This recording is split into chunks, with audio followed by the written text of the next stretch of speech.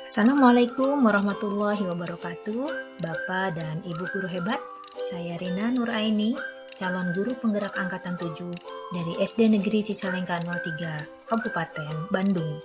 Izinkan pada kesempatan kali ini, saya berbagi aksi nyata modul 1.4 tentang budaya positif. Selamat menyaksikan.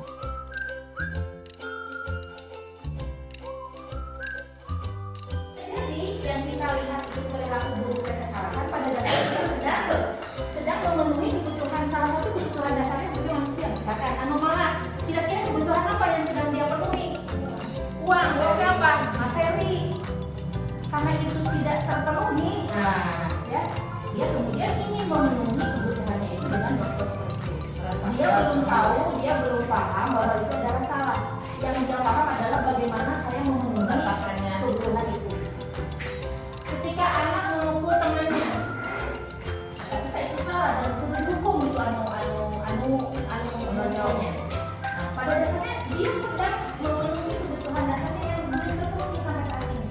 Mungkin kebutuhan kasih sayang, meluapkan amarah, kasihan dari orang-orang terdekat, sehingga dia merasa memerlukan perhatian gitu dengan aksi-aksi dia.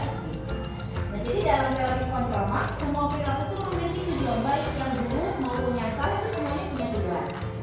Kemudian yang ini, di stimulus respon orang lain bisa mengontrol saya. Kalau di teori kontrol, hanya saya yang bisa mengontrol diri saya sendiri. Orang lain tidak bisa. Seperti tadi dulu yang permainan apa-apa. Kemudian di stimulus respon saya bisa mengontrol orang lain. Di sini Anda tidak bisa mengontrol orang lain. Kemudian di sana pemaksaan ada pada saat rujukan data. Ibu pernah mengalami ketika kita membujuk siswa di kelas gagal. Ya. Tiba-tiba jadi keluar kata pokoknya kan? Pokoknya langsung begitu. Jadi ada unsur pemaksaan saat bujukan-bujukan itu gagal gitu di murid kita. Maka di teori kontrolnya bukan pemaksaan adanya. Yang ada adalah kolaborasi dan konsensus menciptakan perilaku yang ada. Misalkan begini. Ayo tuh, apa yang bisa kita lakukan dengan kondisi seperti ini? Menurut kamu apa yang perlu dilakukan? Menurut kamu begini. Jadi konsensus kita berkolaborasi. Jadi tidak kita karena tadi kita merasa orang dewasa kita merasa dulu, kemudian kita langsung memaksakan kemudian kita salah. Kemudian yang ke bawah itu adalah bagaimana mungkin menang kalah. Menang kalah ya. Dan kita merasa senang banget kalau kita menang. Paduli murid dan paduli gitu ya. Kemudian kita meluapkan kemenangan kita. Nah, kalau di teori kontrol itu win-win solution. Bagaimana murid dan guru kalau misalnya dalam satu kelompok itu bisa sama-sama dalam posisi positif. Ini ya. Dan saya yakin ini tidak bisa langsung kita mengiyakan semua. Saya butuh waktu lama ini untuk karena dalam hati saya kan ada bekir gitu ya. Ini didengarkan dulu aja, dipahami, dan memang mungkin membutuhkan waktu cukup lama untuk bisa menerima 100% dengan teori-teori yang terbaru gitu ya. Kemudian selanjutnya tentang disiplin positif ini sebetulnya teori dari Dr. William James ya. Ini yang pertama. Yang pertama tadi Anda tidak bisa mengontrol orang lain, hanya Anda yang bisa mengontrol diri. Nah, di sini nanti kita akan ketemu dengan disiplin. Belajar kontrol diri dengan menggali potensi agar tercapai tujuan mulia, yaitu sesuatu menjadi seseorang yang kita inginkan berdasarkan nilai-nilai yang kita. Nah, kita meyakini selama ini disiplin itu kan taat aturan, tidak melawan, kata tertib gitu ya. Kita selama ini memaknai disiplin itu seperti itu, sehingga yang ada karena kita memahaminya begitu, seringkali kalau ada yang dilanggar pasti sudah disiapkan daftar hukumannya. Terus yang ayah mau yang lari dari lapangan, ada yang di kelas berdiri, ada yang buka WC, ada yang bisa. Karena kita memandang bahwa disiplin itu adalah satu hal yang taat aturan, jadi untuk taat aturan kudu dihukum.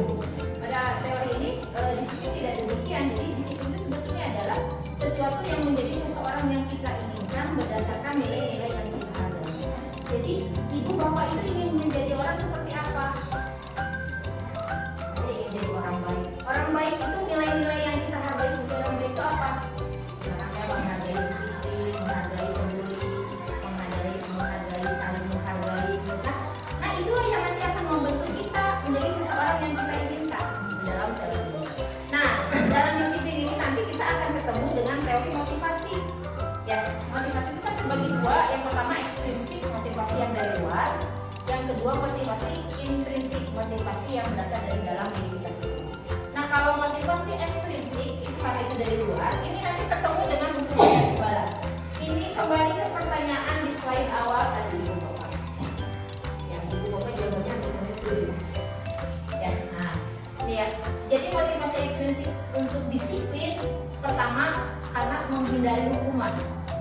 Karena Alin dihukum, jadi Abi disiplin. Saya nggak mau disuruh lari, saya nggak mau disuruh bersihin WC, jadi Abi disiplin. Apa saja? Karena menghindari hukuman. Yang kedua, untuk mendapatkan imbalan. Namun misalkan Abdi ngerjakan PR, ibu guru pasang permen hiji. Namun ngerjakan PR-nya ditambah dengan tulisannya rapi, permennya jadi 2. Nah, itu juga sama motivasinya karena reward, karena imbalan. Kalau imbalannya nggak ada, bisa jadi motivasinya juga nggak ada. Dan di guru misalkan, gurunya tidak sama dengan guru yang tahu sebelumnya. Nah, itu bisa jadi kalau motivasinya eksklusif, karena rajin karena yang dapat imbalan itu nggak ada juga.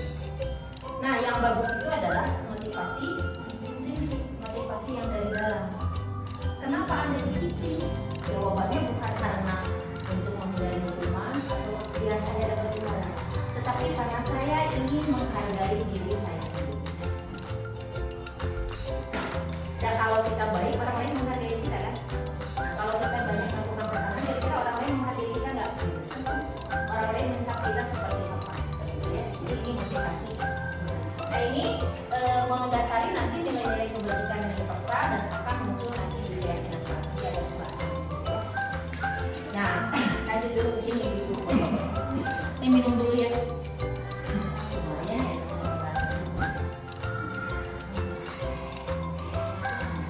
Ini slide-nya ada 50 ibu.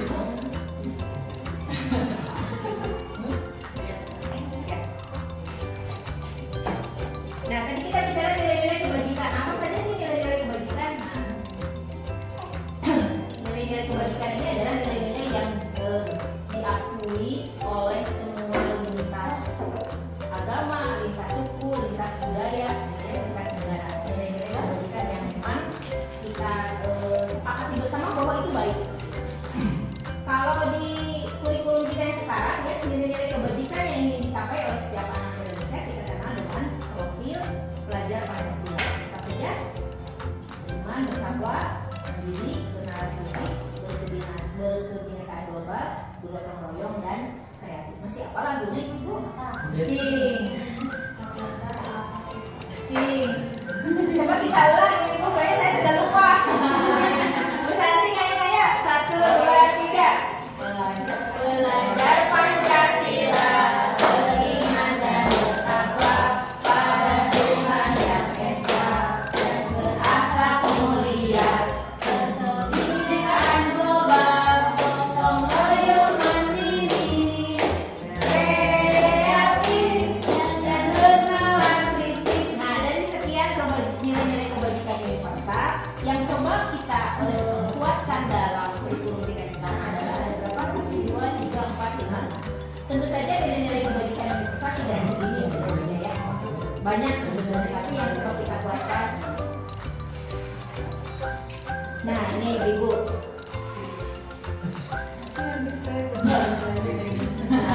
Iya. Tadi saya juga nyanyi kan, jadi mah gak jelas kan? Ya, lanjut ibu-ibu. Ini tentang teori motivasi perilaku manusia. 1, untuk menghindari ketidaknyamanan atau hukuman. Nah, pertanyaannya adalah apa yang akan terjadi kalau saya tidak melakukannya? Berarti ini tadi motivasi eksternal. Kalau saya tidak melakukan, pasti saya dapat poin, pasti saya ditawar dulu. Yang kedua, untuk mendapatkan imbalan dari orang lain. Apa yang akan saya dapatkan apabila saya melakukan itu? Oh, saya bakal dapat piala, saya dapat bintang, saya dapat hadiah. Ya. Nah, itu juga sama motivasi eksternal. Tapi kalau misalkan untuk menghargai diri sendiri, maka pernyataan yang dalam diri kita adalah saya akan menjadi orang seperti apa apabila saya melakukannya. Contoh, kalau kita meninggalkan kelas sengaja misalkan ke kelas tanpa ada pemberitahuan, tanpa ada ini, kelas kosong ya kita bayar gitu ya.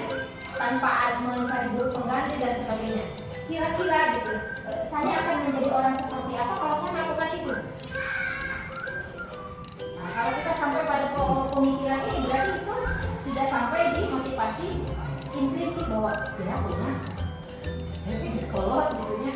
Bagaimana orang menilai saya kalau misalkan kelas ditinggalkan gitu?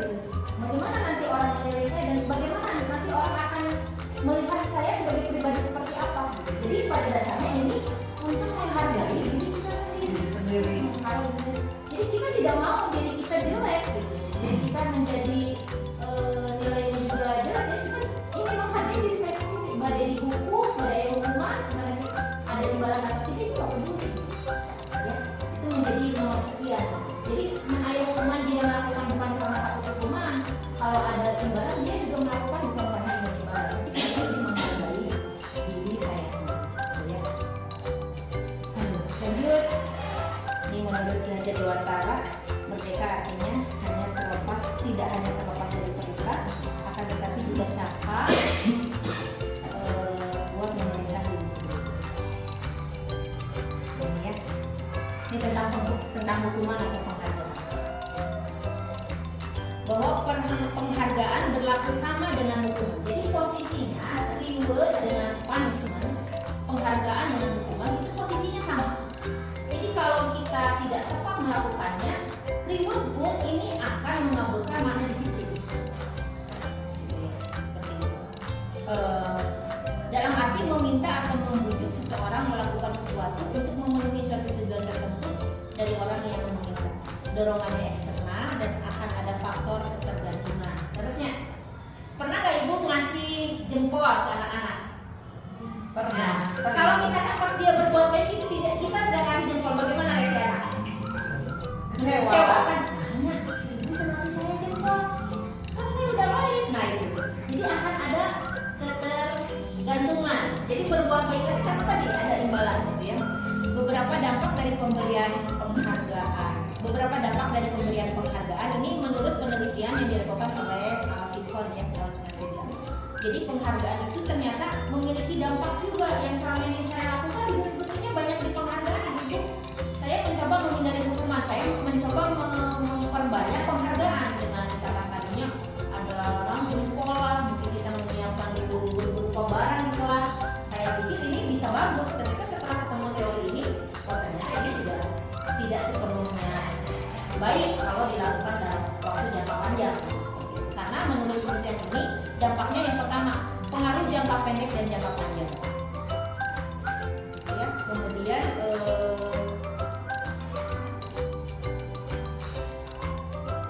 penghargaan memupuk, penghargaan tapi sebetulnya memupuk, penghargaan itu mengurangi ketepatan, penghargaan itu tidak efektif dan penghargaan itu merusak hubungan.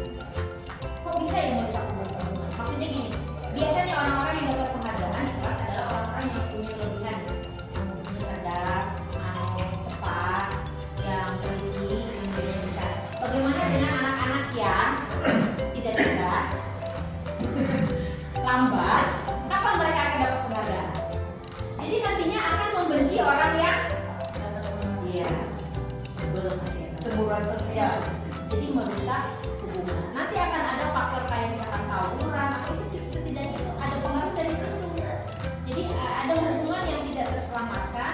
Walaupun niatnya baik, kita ingin memberikan penghargaan kepada murid, gitu ya. Tetapi kalau ini dilakukan dalam jangka waktu yang panjang, justru akan merusak hubungan. Kalau sesekali sih mungkin tidak masalah, gitu ya. Tapi kalau misalkan terus-terusan seperti itu, menurut penelitian ini akan berpengaruh. Kemudian dihukum oleh penghargaan. Dihukumnya itu justru oleh penghargaan. Kenapa? Karena penghargaan itu justru akan menurunkan kualitas. Ini hasil penelitian ya, itu Bapak. Saya juga tidak bisa memprotes kan atas hasil penelitian. Nah, kita tahu bahwa ini sudah secara metode penelitian di dunia memang sudah diakui gitu ya, ini yang sudah dipublikasikan. Jadi penghargaan itu justru menurunkan kualitas. Kenapa? Karena tadi seseorang menjadi ketergantungan dengan penghargaan. Tidak ada motivasi dari dalam. Jadi ketika penghargaan itu tidak ada, maka kualitasnya juga akan menurun. Contoh misalkan orang rayakan lomba tahun 5 dikasihkan piagam atau hadiah.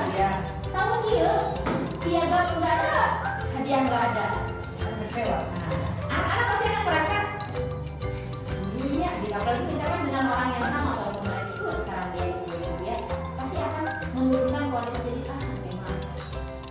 memang nomor 5 contoh lah capek-capek ternyata segini misalkan itu jadi bisa menurunkan kualitas. Kemudian penghargaan mematikan kreativitas.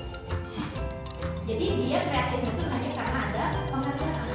Kemudian penghargaan dapat mengurangi motivasi. Nah, terus kumaha tuh mungkin muncul dalam pikiran kita, terus kita kudu gimana tuh? Nah, hukumannya kurang nggak bisa ya. Kita kena HAM kan sekarang kalau apalagi hukumannya hukuman fisik ya, kita sudah sangat warning itu harus kita hindari. Kemudian setelah kita ke penghargaan, ternyata penghargaan juga tidak sepenuhnya baik untuk dilakukan. Nah, ada yang namanya program kebajikan atau apresiasi.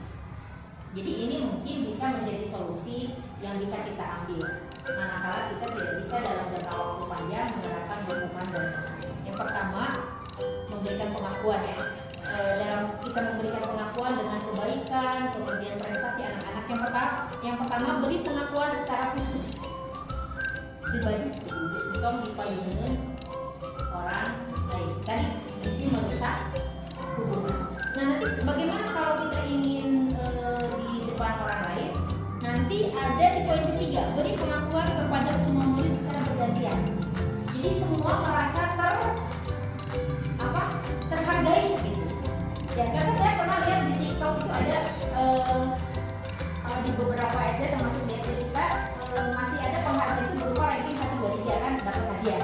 Nah, itu sudah sampai ke bentuk hadiah tetap ada, tetapi bukan untuk ranking 1, 2, 3. Labelnya itu untuk si paling rajin, untuk si paling peduli, untuk si paling sopan, untuk si paling disiplin. Jadi sudah sampai pada level menghargai secara spesifik kelebihan yang dimiliki oleh anak. Jadi si anak itu semua merasa saya punya prestasi.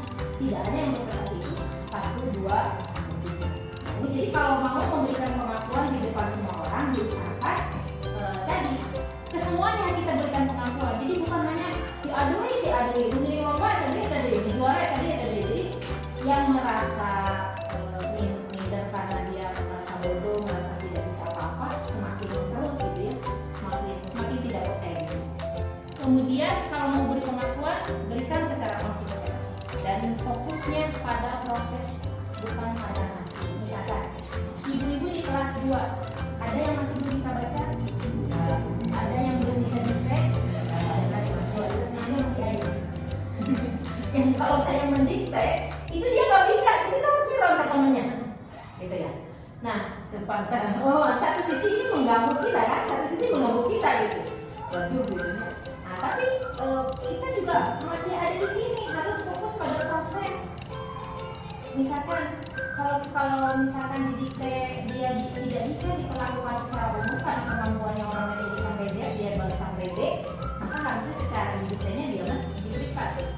Jadi penghargaannya itu prosesnya, misalkan bukan kita nggak melihat Z yang orangnya udah bisa semua udah bisa, kita melihat kamu udah bisa sekarang 2 kata. Jadi di prosesnya misalkan kamu sudah berusaha menjaga kebersihan dengan memungut sampah bagus, walaupun masih berantakan, misalkan walaupun belum semuanya diambil, tapi prosesnya kita hargai. Dia menghapus soal terima kasih ya, kamu sudah menjaga kebersihan lingkungan. Jadi prosesnya, walaupun menghapusnya belum, jadi di prosesnya tidak di hasilnya. Artinya jadi program kebajikannya nanti ini mungkin bisa jadi bekal buat ibu dan bapak penyelenggara kelas. Kita tetap memberikan apresiasi, tetapi dengan catatan seperti ini. Kemudian lanjut, nah ini contoh pengakuan. Ada kalimat terbuka, ada nilai kebajikan yang akan kita apresiasi, dan situasi apa yang mereka lakukan. Yang pertama, pembukanya apa? Kemarin ibu perhatikan nilai kebajikannya apa? Rasa empatimu besar sekali. Apa situasinya? Pada saat menolong murid baru di kelas. Atau misalkan kita ganti, kemarin ibu perhatikan ya, kepedulianmu besar sekali melihat temanmu yang tasnya jatuh berantakan, kamu tanpa diminta mengambil barang-barang yang terjatuh dan membantu mengembalikannya. Yang kedua, contohnya, saya menghargai apa yang dihargai? Kepedulianmu. Kapan itu dilakukan pada saat kamu membantu teman-temanmu di tugas kelompok. Dan yang ketiga, terima kasih ya. Untuk apa? Rasa tanggung jawab. Kapan? Pada saat kamu memenuhi kertas-kertas yang berarti. Ya, ini contoh kita mengapresiasi. Dan nampaknya ini harus sering kita lakukan gitu Bapak, gitu ya.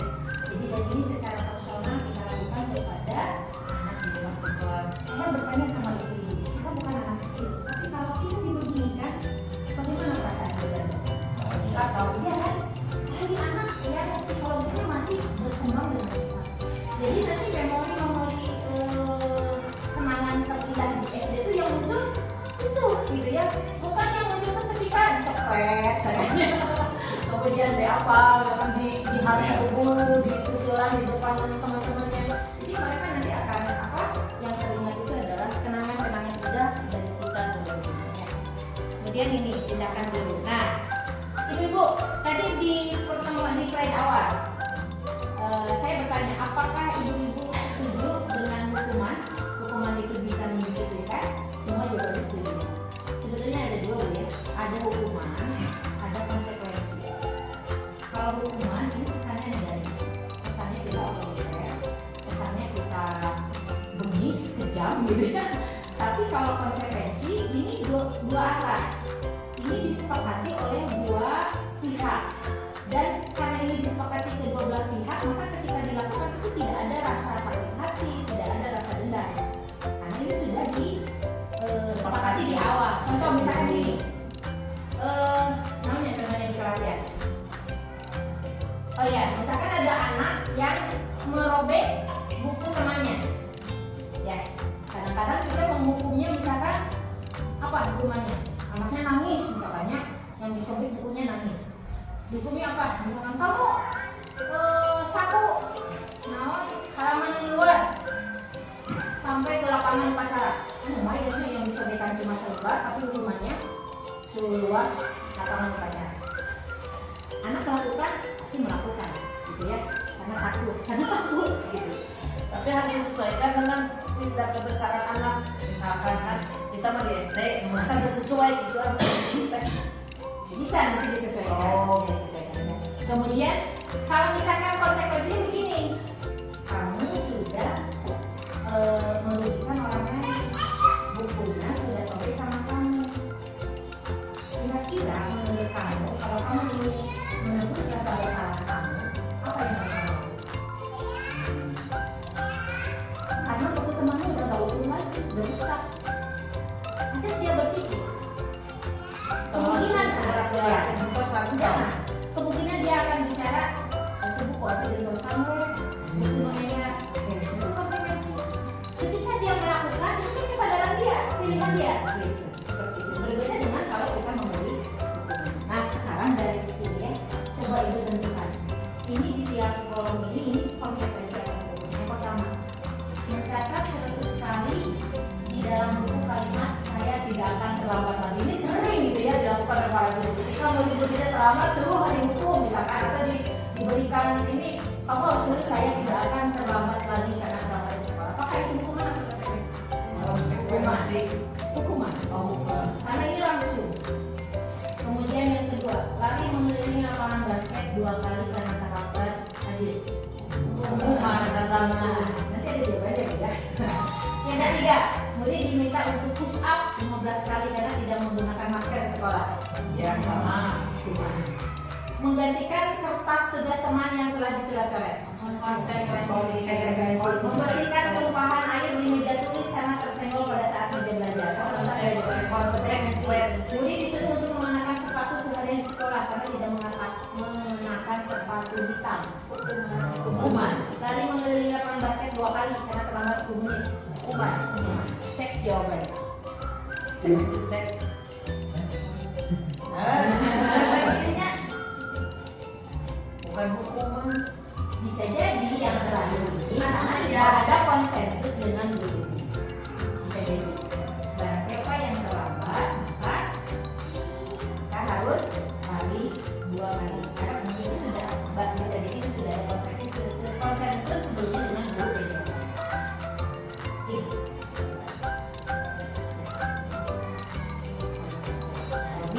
perbedaan hukuman dengan konsekuensi. Kalau hukuman mah sesuatu yang menyakitkan harus terjadi. Kalau konsekuensi sesuatu harus terjadi tanpa menyakitkan. Bukan kesepakatan. Bisa. Jadi kan hari hukuman mah sesuatu yang menyakitkan. Yang namanya dihukum itu pasti nggak enak. Ya Bu ya. Ada unsur fisiknya, ada unsur perasaannya, mungkin ada unsur materinya juga.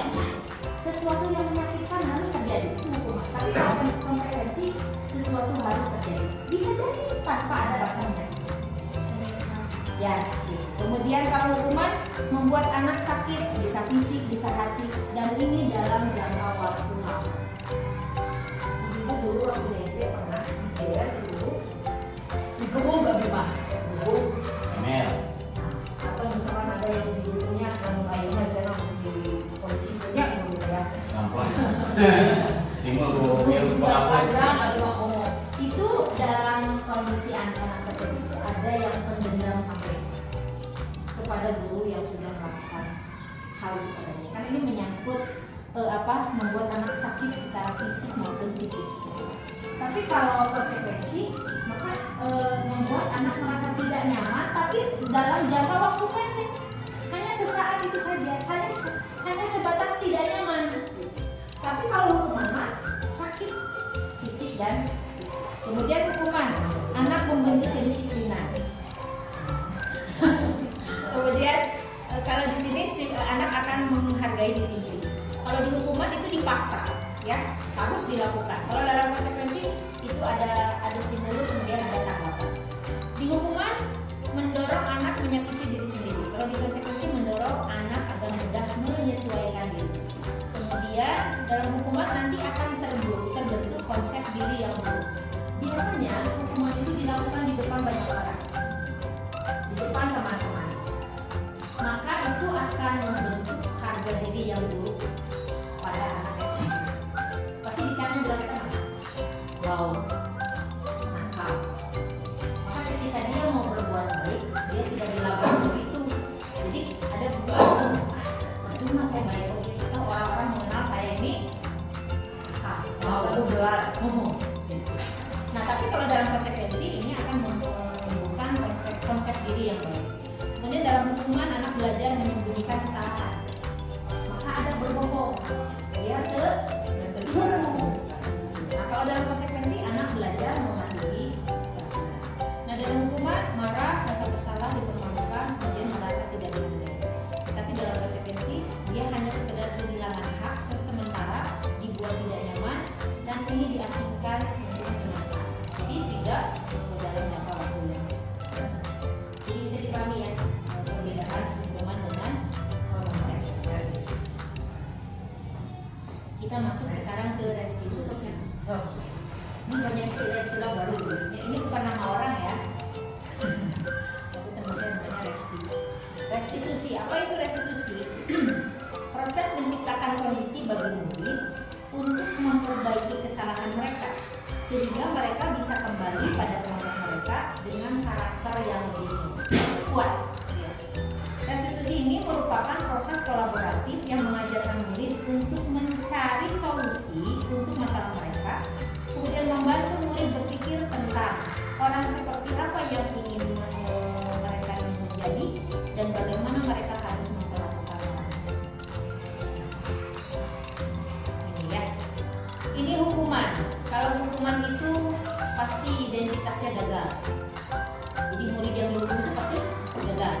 Tapi kalau kita disiplin dalam menggunakan konsekuensi dan restitusi, itu identitasnya sukses. Jadi kita tidak melabeli murid yang berbuat kesalahan itu sebagai orang yang gagal, tapi orang yang sukses mencari solusi dan sukses memperbaiki kesalahannya. Contoh, dalam hukuman itu kan sesuatu yang menyakitkan harus terjadi. Kemudian dalam konsekuensi sesuatu harus terjadi. Tadi sudah kita bahas ya. Nah, kalau di restitusi itu lebih tinggi lagi. Restitusi itu merupakan pilihan. Jadi semuanya by choice. Semuanya berdasarkan pilihan. Kalau milih ini akan milih. Kalau milih ini akan milih. Kemudian ini, kalau dalam restitusi ini menguatkan untuk murid dalam jangka waktu panjang. Kemudian korban mendapatkan ganti, murid atau anak mendapatkan penghormatan,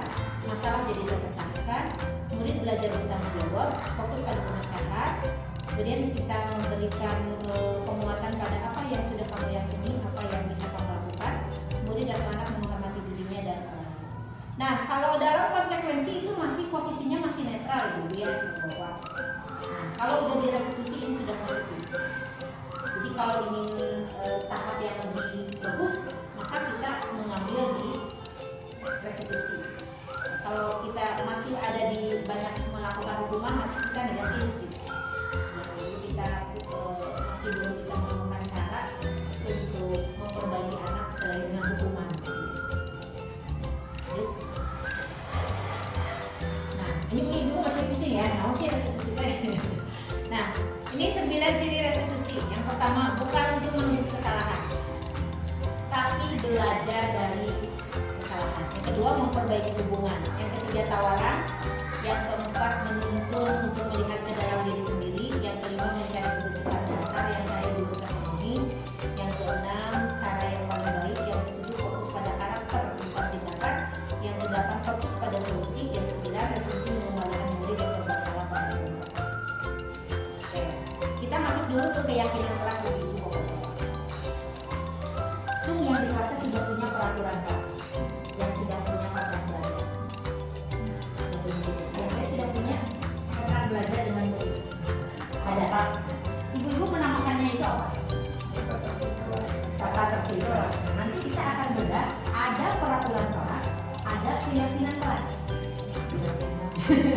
Ya, ada peraturan kelas, ada keyakinan kelas. Dari segi pembahasan dan bahasa yang dipakai nanti berbeda. Ya. Nah, kenapa sih kita nggak pakai peraturan kelas aja? Kenapa harus keyakinan kelas? Ya. Nah, coba ini. Mengapa kita memiliki peraturan harus menggunakan helm bisa mengendarai kendaraan roda? Kenapa kita harus pakai helm? Melindunginya.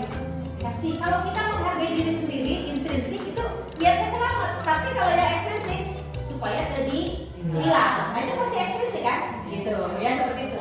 Kemudian, mengapa kita memiliki peraturan 3M? Menggunakan masker, mencuci tangan, dan menjaga jarak. Kalau kita motivasi dari intrinsik, sehat. Kita kan menghargai diri sendiri biar kita sehat gitu. Seperti itu. Kemudian, mengapa kita memiliki peraturan harus datang tepat waktu pada saat mengikuti pelatihan atau melakukan pembelajaran? Karena sudah peraturan ya begitu. Ya, kalau tadi intrinsik apa? Tanggung jawab, Menghargai diri. Karena saya ingin menjadi pribadi yang baik. Kalau saya datang terlambat, saya menjadi pribadi yang baik. Ya. Nah, untuk mendukung motivasi intrinsik, kita akan kembali ke keyakinan yang lebih menggerakkan seseorang dibanding dengan hanya sekedar mengikuti serangkaian peraturan.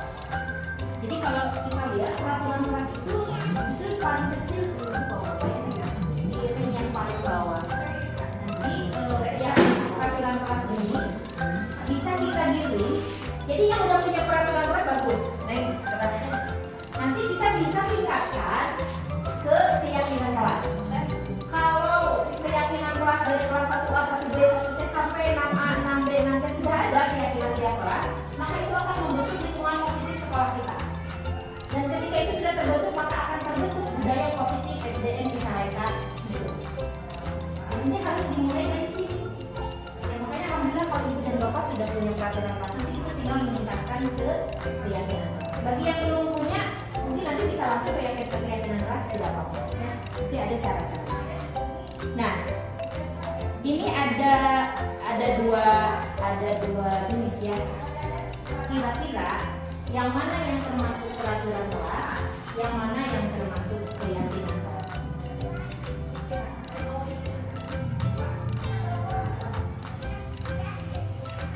Ini di TK sudah ada ya, TK Dharma Wanita. Ini sudah ada peraturannya, peraturan kesepakatan kelas. Ya kan, tepat waktu mengucapkan menjaga kebersihan sekolah, berdoa sebelum dan sesudah kegiatan, aktif dalam pembelajaran. Pada sebelah sini, kami guru dan murid yang saling menyayangi. Dari segi bahasanya beda ya. Yang kedua, kami murid yang semangat belajar. Yang ketiga, kami murid yang peduli dengan semangat. Mana yang termasuk peraturan? Yang kiri apa yang kanan? Yang kiri. Mana yang termasuk keyakinan kelas? Jadi kalau keyakinan kelas itu kita berdasarkan dari nilai-nilai pendidikan yang diyakini bersama-sama di dalam kelas itu ingin dibentuk. Katakan, kalau di sini yang ingin dibentuk yang pertama adalah saling menyayangi, tapi tidak langsung satu harus saling menyayangi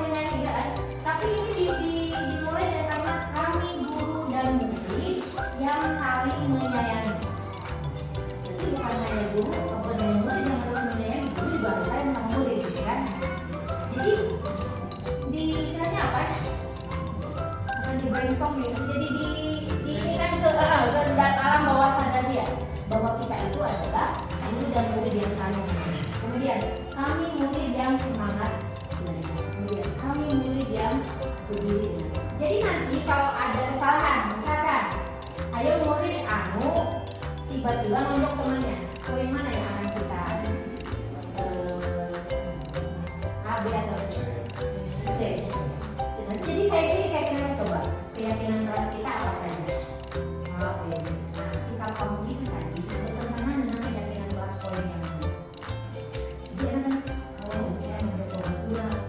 Keyakinan kelas kita, kamu ini yang peduli dengan teman-teman. Berarti kamu peduli tidak kalau tidak. Jadi ini dalam rangka membangkitkan kesadaran. Jadi tidak langsung ketika ada yang mendukung, kemudian langsung kita langsung mendukung dengan hubungan yang tidak manusiawi. Ya. Nah ini kegiatan pendalamannya. Pertama, misalkan ini tentang hormat ya, nilai-nilai kebajikan yang diambil tentang hormat. Kami meyakini bahwa sangat penting untuk menghormati semua orang dan barang milik orang lain. Ini bisa juga ya, ini bisa dipakai bisa. Contoh, anak-anak suka pakai barang punya temannya tanpa izin nggak? IPad, penghapus, kan? Itu bisa jadi masalah nggak? Bisa kan? Kayak nanti yang meminjamkan yang memaksa, yang mau gitu ya. Nah itu bisa nanti kalau ibu dan bapak melihat murid-muridnya masih banyak yang seperti itu, nah ini keyakinan kelas tentang hormat ini bisa disepakati bersama dalam rangka kita ini membentuk anak-anak kita itu menjadi anak-anak yang hormat terhadap orang dan barang milik orang lain. Jadi nanti kalau ada yang melanggar itu gampang. Coba keyakinan kelas kita yang kita sepakati apa? Kan kita harus menghargai barang orang lain. Jadi kamu udah izin belum? Untuk minum. Rusak, kalau rusak harus gimana? Nah, seperti itu ya. Kemudian bekerja. Kami meyakini bahwa sangat penting untuk mengerjakan segala pekerjaan. Kemudian ini diterima dan dimiliki. Kami meyakini bahwa sangat penting untuk merasa diterima pada suatu kelompok dan saling peduli satu dengan lain. Kita lewat saja ya. Nah, ini ya. Keyakinan kelas itu tadi saya katakan dibentuk berdasarkan nilai-nilai kebajikan universal yang ingin kita tanamkan. Nilai-nilai kebajikan universal contohnya apa tadi ya? Mungkin mandiri, mungkin empati, mungkin tanggung jawab, mungkin disiplin, mungkin beriman, bertakwa, itu nilai-nilai kebajikan. Coba kira-kira kita jawab sama-sama dulu, bapak-bapak. Kalau ada peraturan, selalu kembalikan buku ke tempatnya. Nilai keyakinan kelasnya yang akan dibidik apa? Kamu jawab. Kemudian yang kedua, dilarang mengganggu orang lain.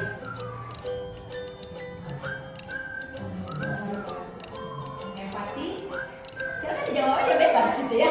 Kemudian hadir di sekolah 15 menit sebelum pembelajaran dimulai. Disiplin, dilarang melakukan kekerasan. Peduli, dilarang menggunakan narkoba. Hah? Kesadaran, bergantian atau menunggu giliran. Disiplin, menggunakan masker. Kesadaran, jangan berlari di kelas atau di koridor. Coba kita cek.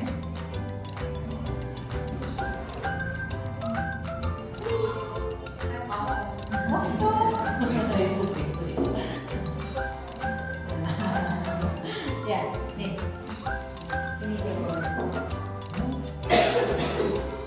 Jadi nanti dulu Pak, kalau ingin bikin keyakinan kelas tidak usah banyak-banyak. Mungkin cukup 3 sampai 5. Tapi dicari mana yang paling penting untuk menjadi bidikan ibu dan bapak di kelas. Melihat dari kondisi dan keadaan murid.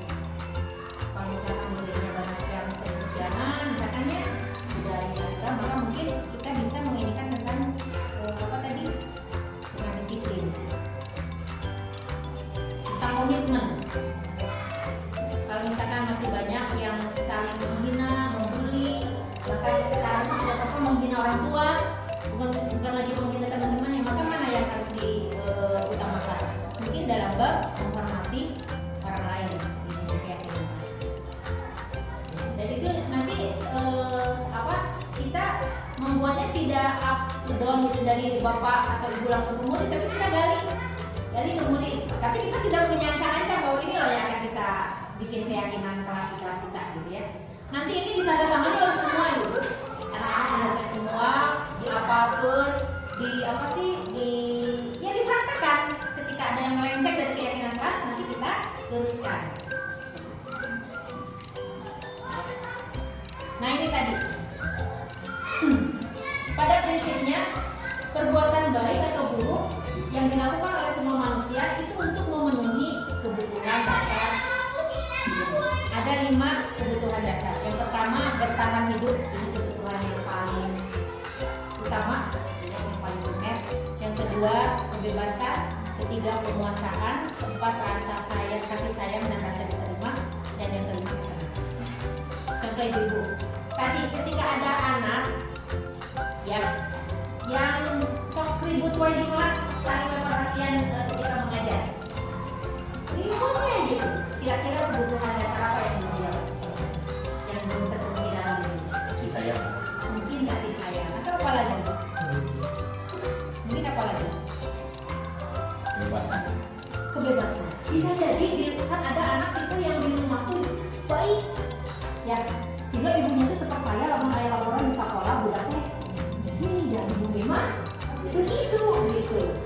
Ada anak yang di rumah baik kalau mungkin saking takutnya, saking perfect peraturan di rumah, nah ketika di kelas gitu. Nah, itu berarti ada kebutuhan dasar yang belum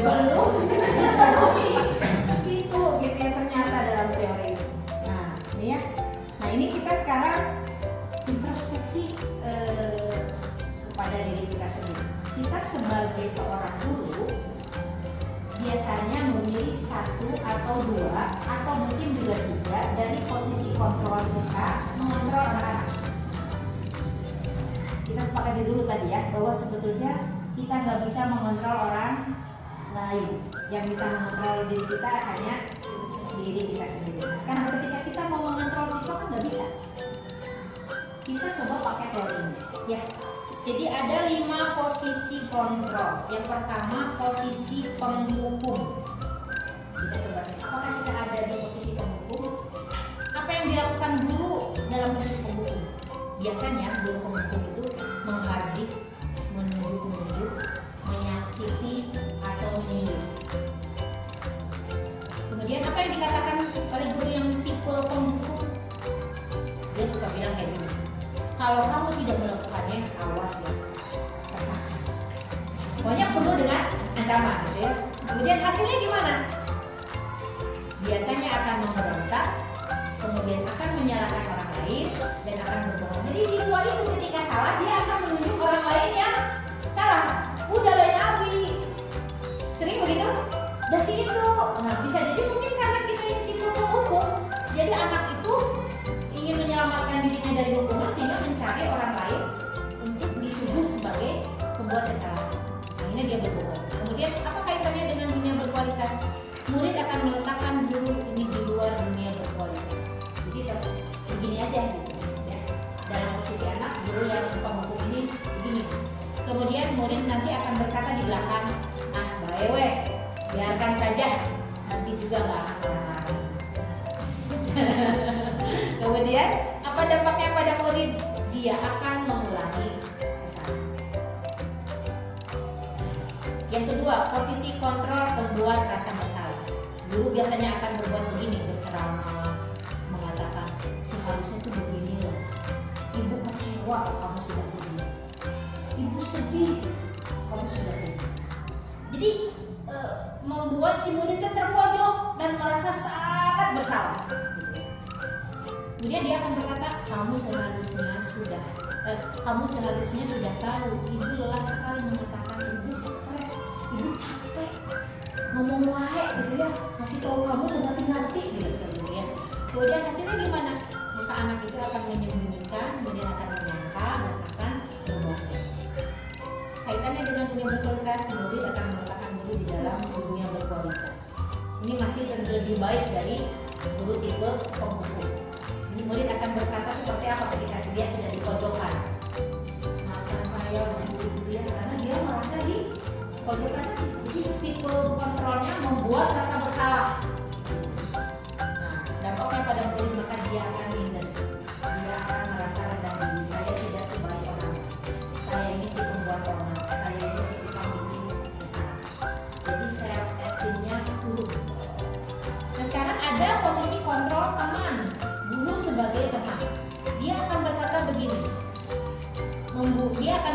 buat membuatkan alasan-alasan untuk muridnya.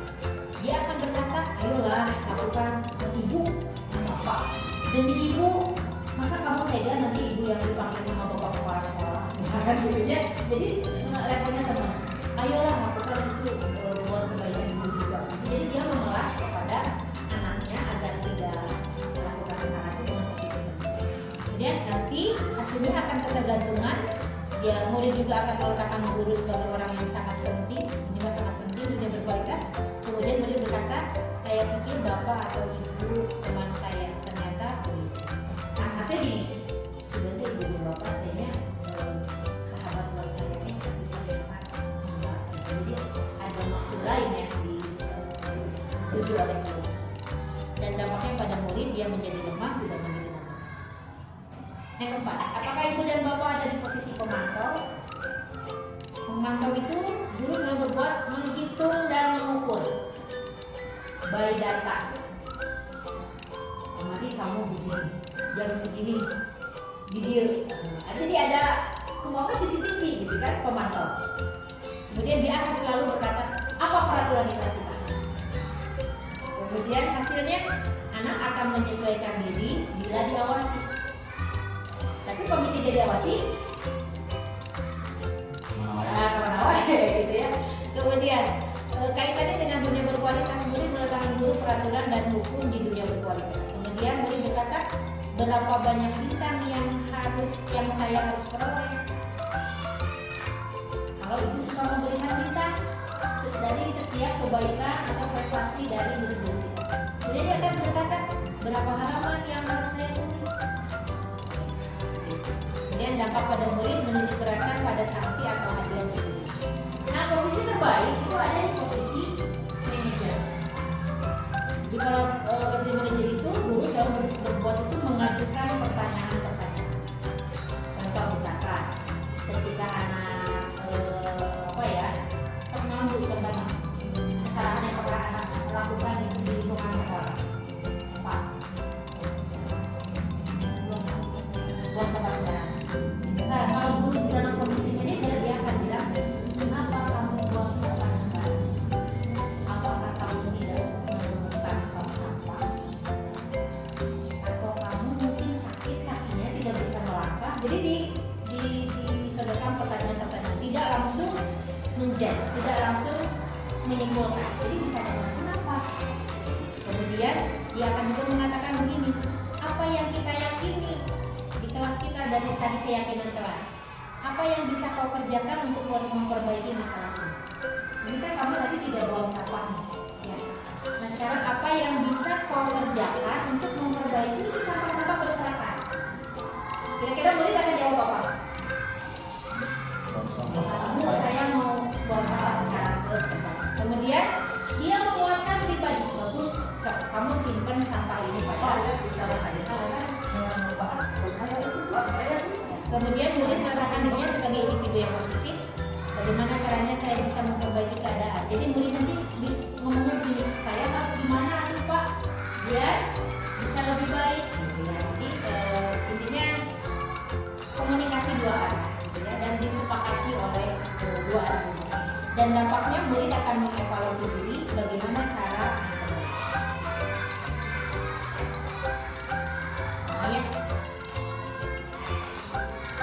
ini kata-kata kunci.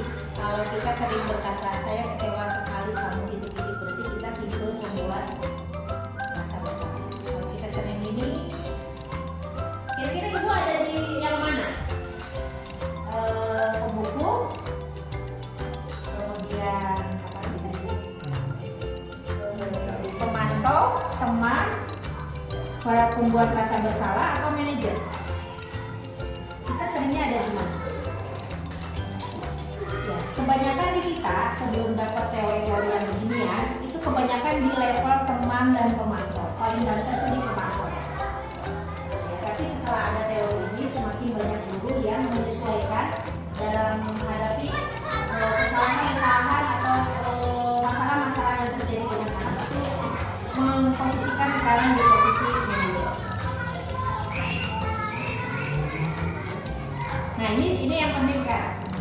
Ini ada yang disebut dengan segitiga restitusi. Ada 3 tahapan dalam segitiga restitusi. Ini maksudnya gini. Jadi kalau ada anak yang berbuat kesalahan, baik itu ringan, sedang maupun berat, kita tidak langsung memanggil orang tua, kita tidak langsung main hukum, gitu ya. Tapi anak itu diasingkan dulu, dibawa ke sebuah tempat untuk kemudian kita treatment pakai segitiga restitusi. Ada 3 langkah. Yang pertama menstabilkan identitas, yang kedua validasi kebutuhan, yang ketiga menanyakan keyakinan. Apa yang dilakukan di menstabilkan identitas ini biasanya dilakukan di awal. Misalkan anak disebut, kemudian misalkan kita tentukan dulu kesalahan yang dilakukan apa. Misalkan anak main bola kemudian memecahkan kaca. Pernah kejadian?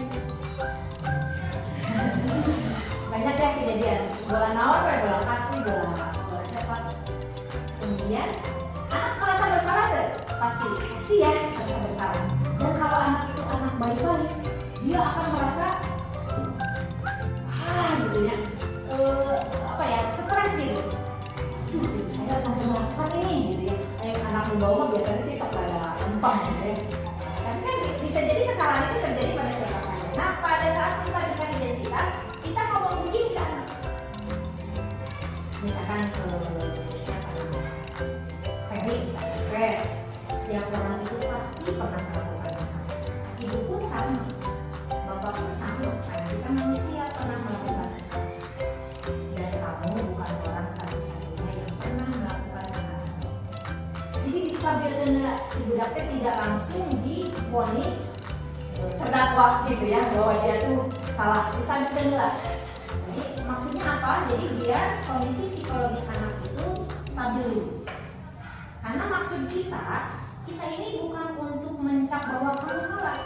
Tujuan dari segitiga restitusi ini adalah kita memberikan penguatan saat anak melakukan kesalahan, disadarkan dengan kesalahannya, dia nanti bisa memilih harus bagaimana, menyepakati sesuatu hal yang lebih baik, dan dia kembali ke lingkungan temannya itu dalam posisi karakter yang lebih kuat. Ini tujuan dari segitiga restitusi. Nah, setelah stabil identitasnya, kemudian sampai ke tahap yang kedua yaitu validasi kebutuhan. Kamu tuh tadi kan udah memecahkan kaca ya, iya. Kenapa kamu mecahin kaca? Anak pasti akan menjawab macam-macam tergantung kondisinya. Suka aja bu, ya. Atau misalkan didorong itu bu, atau mungkin bisa jadi dia sengaja karena memang lagi marah-marah posisinya kaca yang jadi korban, gitu kan? Kamu tentu punya alasan kenapa kamu misalkan kita bilang udah mungkin tidur ya, saya tidak bisa mengontrol emosi, kemudian di pinggir ada bola, jadi babekun. Berarti kan dia kesel sama siapa yang bikin kamu kesel? Dan itu begini. Kemudian kita masuk ke pertanyaan, ada nggak cara yang lebih efektif untuk mendapatkan apa yang kamu inginkan ya, tanpa kamu merusak? Tadi dia kan kesel dari ada nggak cara, menurut kamu ada nggak cara yang lebih baik agar kekesalan itu itunya bisa tepat sasaran tapi tidak rusak lingkungan? Jadi dia akan mikir, ya harusnya saya ngobrol sama Dani, misalkan mengungkapkan ke kesalahan saya sebetulnya, dan dia mengharapkan nanti Dani minta maaf sama saya, gitu. Kemudian balikan atau ketika sudah beres di validasi kebutuhan, maka kita masuk ke menanyakan keyakinan. Coba nilai-nilai apa sih sebetulnya yang sudah kita sepakati di kelas kita? Misalkan ibu punya nilai keyakinan tadi, menghormati orang lain dan barang milik orang. Kata ini ada di kelas kita, berarti ini milik seluruh siswa yang ada di sekolah ini, khususnya juga yang ada di sana. Kalau katanya pecah, kira-kira seperti apa? Bahaya tidak? Pecahannya bisa menimbulkan nilai apa yang sudah kamu langgar dari keyakinan? Oh itu keyakinan kelas tentang bahwa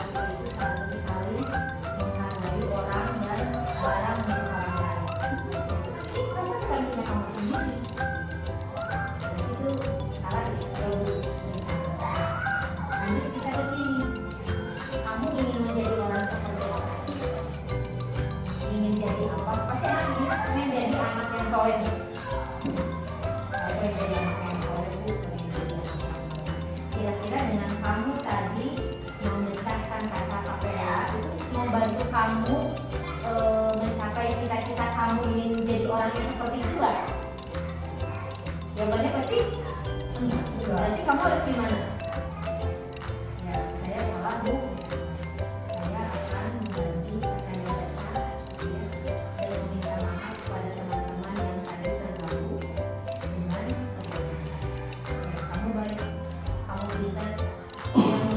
sudah menyadari kesalahan kamu dan sudah mampu mencari solusi. Kamu perlu kumaha ada bisa dulu.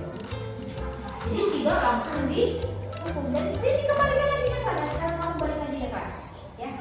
Ibu bahagia, ibu senang, kamu sudah bisa menyadari kesalahan kamu bisa mencari solusi dari masalah kamu. Nah, ayo kita semangat bersama-sama untuk memperbaiki satu sama lain. Dan nanti kita sudah dibahas lagi. Jadi nanti kita fokus ke tadi konsekuensi dari anak yang mau mengganti kata itu sudah. Jadi tidak harga dirinya kemudian direndahkan, kemudian dikeluar-keluar. Oh tuh tadi si Ano di kelas satu tuh dihukum tuh bapak kepala, wali kelasnya karena begini. Jadi itu dia. Ini sedikit. Dan ini bisa untuk semua kesalahan. Jadi pada prinsipnya memang menghindari hukuman, menghindari hukum. Jadi kita fokus ke menyadarkan anak dengan kesalahan yang telah diperbuat, kemudian dia tahu harus berbuat apa untuk membayar kesalahannya, ya. Dia bisa mencari solusinya dari masalah sendiri, dan dia mendapatkan kepercayaan diri yang jauh lebih baik bahkan setelah dia melakukan sebuah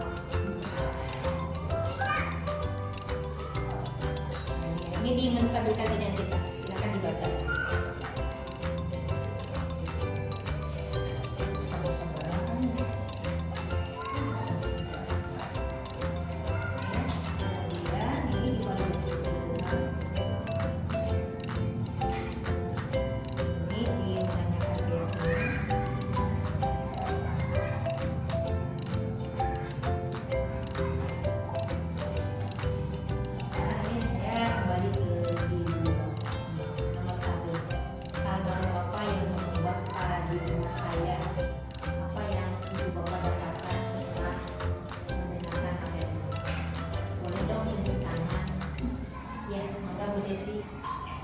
Dari pemaparan yang ibu sampaikan ternyata hukuman tidak selalu membuat siswa terdisiplin.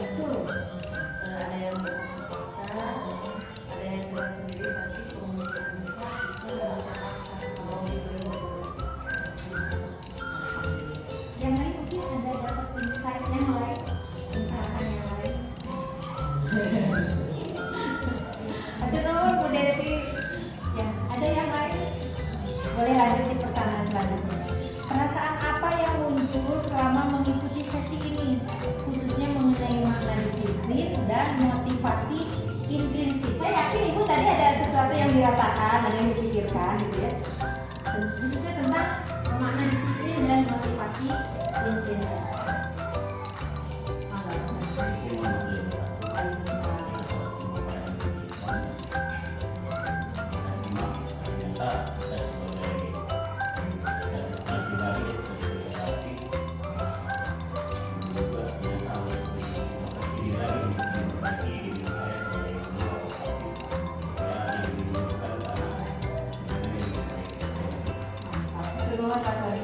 Saya nomor 3, peran Among seperti apa yang saya telah lakukan selama mengikuti modul ini?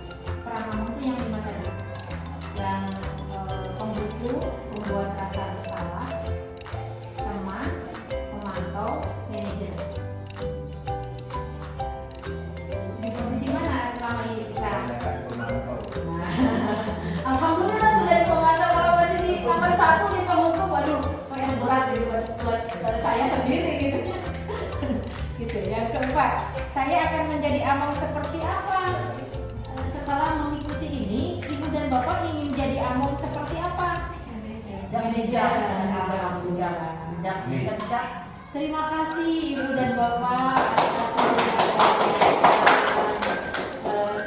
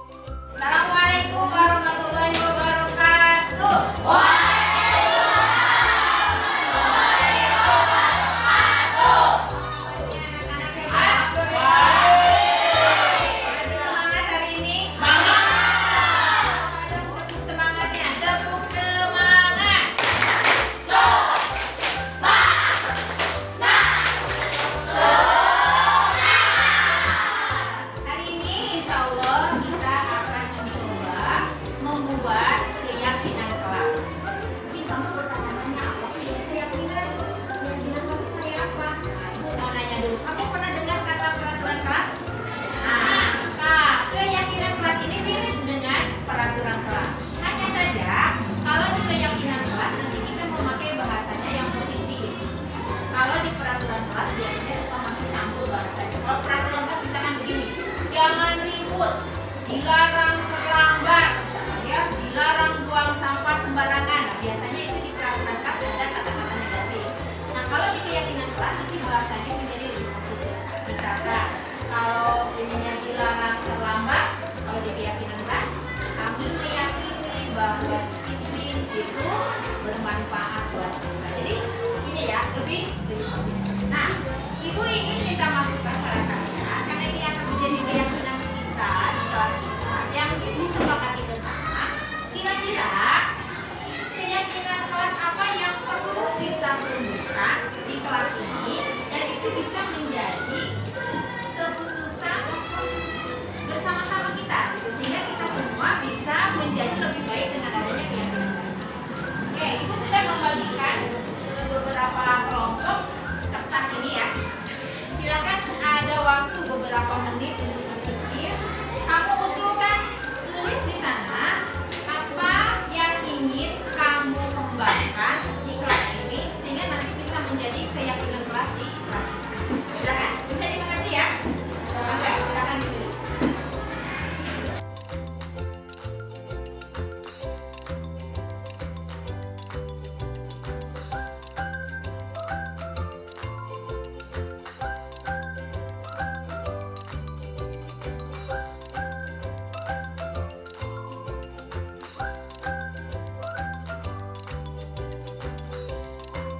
Saya merasa senang dan semangat untuk melaksanakan keyakinan kelas yang telah kami buat.